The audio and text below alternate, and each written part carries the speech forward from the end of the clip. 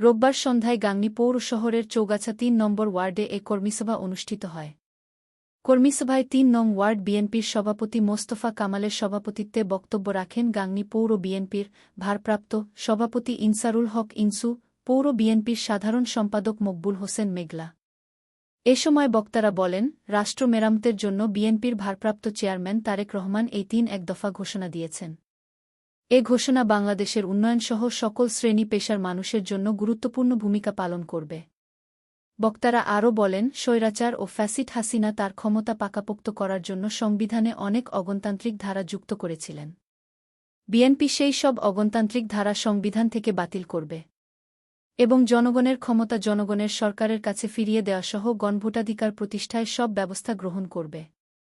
কর্মীসভায় ৩ নং ওয়ার্ড বিএনপির সাংগঠনিক সম্পাদক মিঠুন আহমেদের সঞ্চালনায় বিএনপি নেতা মোগ আবদুল্লাহ, মহিবুল ইসলাম, কলিম উদ্দিন, আশরাফুজ্জামানসহ বিএনপি ও অঙ্গ সংগঠনের নেতাকর্মীরা উপস্থিত ছিলেন।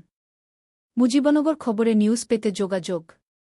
আসফারুল হাসান সুমন, উপদেষ্টা সম্পাদক, মুজিবনগর খবর.com, মেহেরপুর। নিউজের জন্য যোগাযোগ মোবাইল 017222266606।